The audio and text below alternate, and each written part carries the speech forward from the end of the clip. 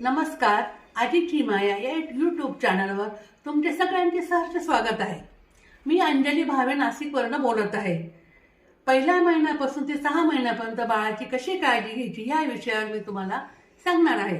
बाळाचं संगोपन, आहार विहार, झोप, त्याचं सगळं पूर्णपणे संगोपन या आजीच्या मायेद्वारे मी तुम्हाला सांगण्याचा प्रयत्न करत आहे.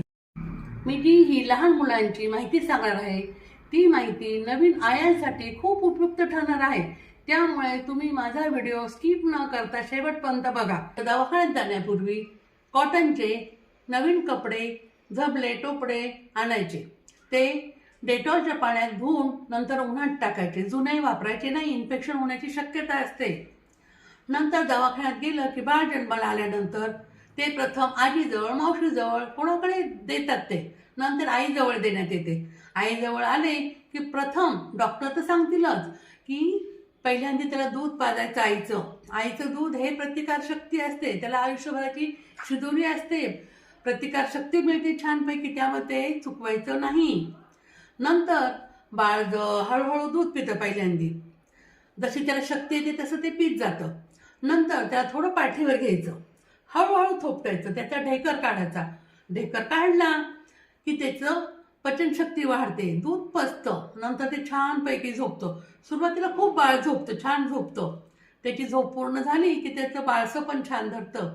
आईचा आराम होतो, नंतर बाळाचा पण आराम होतो. त्याला काय करायचं, नंतर डॉक्टर सांगतातच कशी आंघोळ घालायची, काय ते करतात. त्याला चांगलं तेलाने मॉलिश करायचं, चांगलं त्याला सूट होईल त्या तेलाने मॉलिश करायचं. नंतर त्याला सोसवेल तसं गरम पाण्याने आंघोळ घालायची. आणि महत्त्वाचं म्हणजे अनुभवी बाई पाहिजे आंघोळ घालणारी, अशी कुठली पण नको.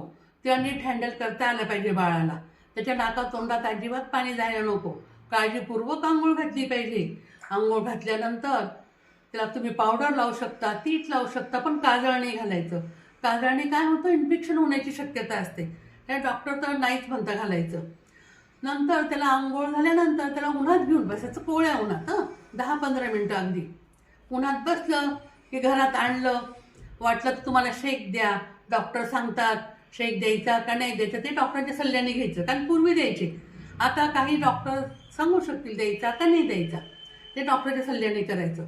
नंतर ते आलं की त्याला छानपैकी कॉटनच्या दुपट्यामध्ये गुंडाळून घ्यायचं, छान थोडंसं कुशीत घ्यायचं. नंतर आपल्या कुशीतच झोपवायचं बाळाला.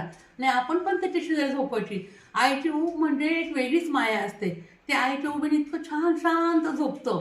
मग ते मध्ये दचकतं, मध्ये हसतं, मध्ये रडतं.